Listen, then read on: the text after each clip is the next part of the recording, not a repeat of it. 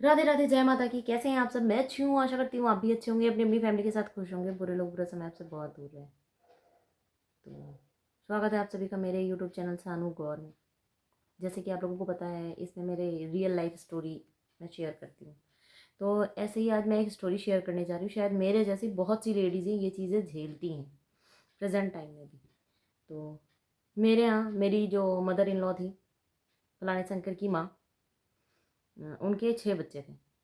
4 बेटी 2 बेटे। और बुढ़ापे में भी वो हस्बैंड वाइफ साथ रहना, साथ बैठना पसंद करते हैं।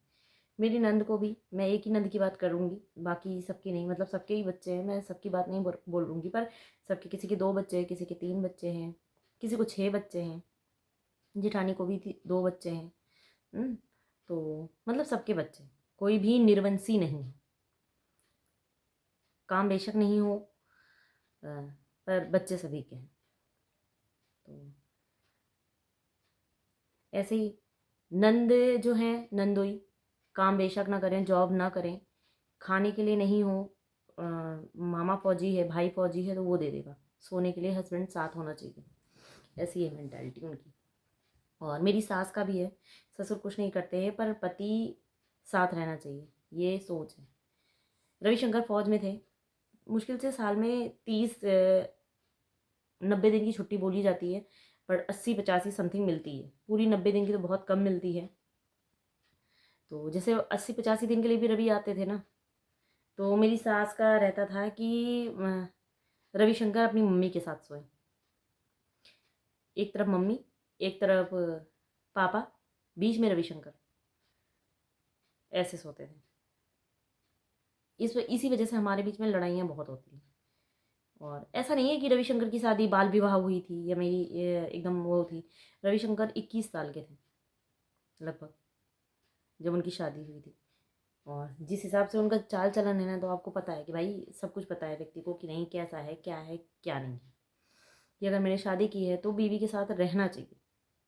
वाइफ को टाइम नहीं देना तो शादी करो ही क्यों, ज़रूरत क्या है।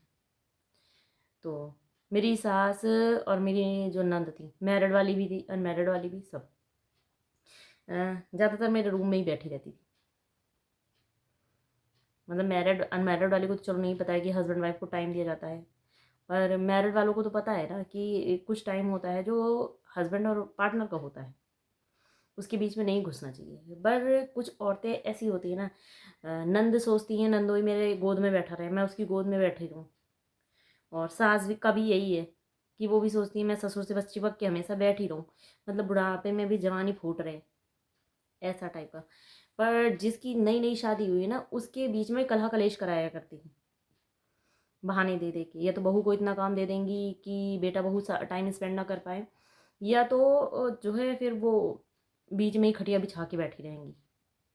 या तो बेडरूम में ही, बहू के बेडरूम में ही आकर के सास जो होती हैं, जैसे रविशंकर की मम्मी टाइप की होंगी कुछ बहुत, तो बेटा बहू के रूम में ही सो जाती हैं।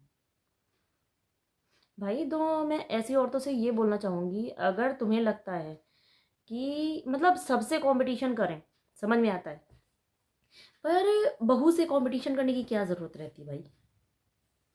मतलब खुद की बहू के साथ तुम सौतनों जैसा व्यवहार करते हो, अपने पति के साथ तुमने फुल टाइम स्पेंड किया, जवानी भर तुम रही हो, 3-3 4-4 बच्चे लोग पैदा करते हो। और ये कई लोगों की स्टोरी मैंने सुनी है कि सास बेटा बहू के बेडरूम में सास सो रही है।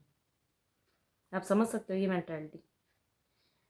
अपने हस्बैंड के साथ सास नहीं रहती हैं, ताकि बेटे बहू के साथ रहती हैं ताकि उन पर नज़र रख सके। ऐसी भी बहुत सी लोग हैं इस दुनिया में। तो भाई मैं ऐसे लोगों से ये बोलना चाहूँगी, तुम शादी ही क्यों करते हो अपनी बेटी की? लड़के की शादी करो ही मत। क्या ज़रूरत है कि तुम किसी और की लड़की की ज़िंदगी बर्बाद करते हो? जब तुम्हें ताकना ही है, तो तुम्हें अगर अपने बच्चे को के साथ लेटना ही है, तो तुम ऐसे भी लेट सकते हो।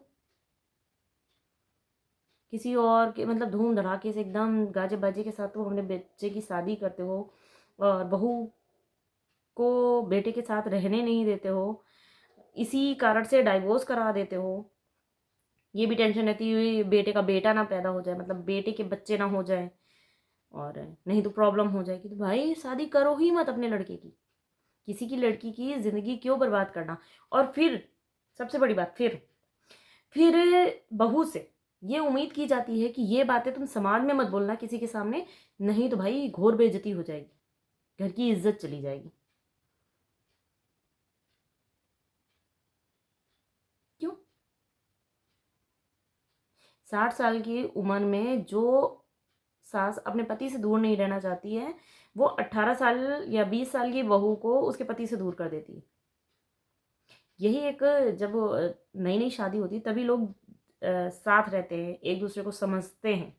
पार्टनर जो होते हैं वो एक दूसरे को समझते हैं, और उसी टाइम पे कुछ फैमिली मेम्बर्स जो होते हैं ससुराल की तरफ के, वो लड़ाई कराते हैं।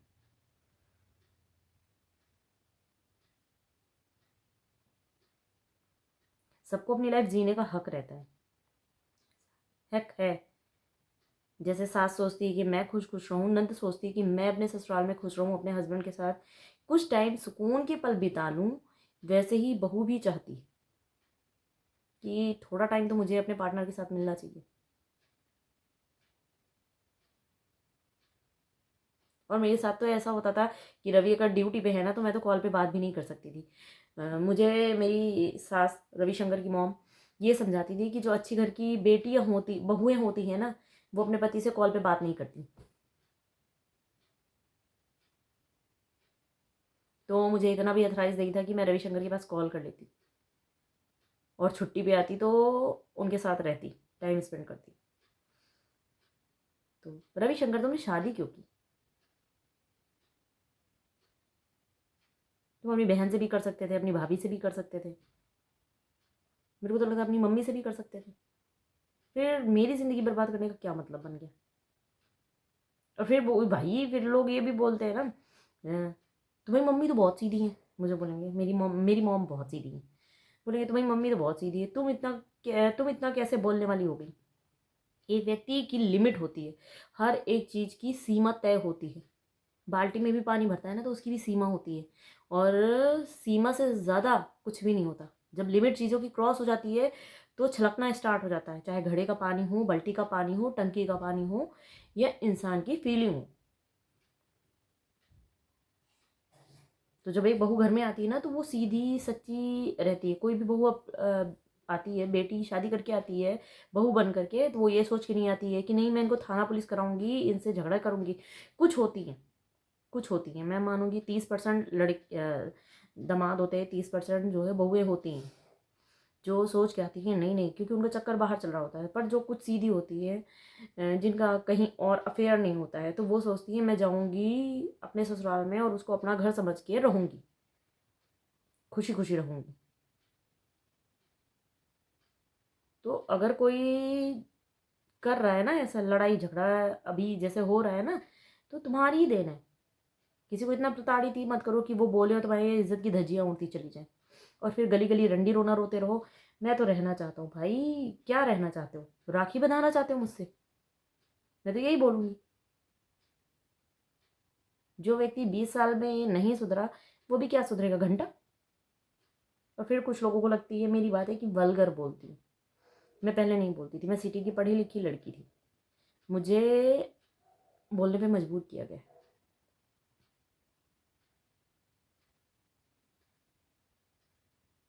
क्या ही करूँ। और ये चीज़ सिर्फ मेरे साथ नहीं हो रही, बहुत सी लेडीज़ों के साथ ऐसा हुआ है कि उनकी मैरिड लाइफ उनकी सास और नंद की वजह से ख़राब हुई है। कुछ बुढ़िया ना सठिया जाती हैं बुढ़ापे में।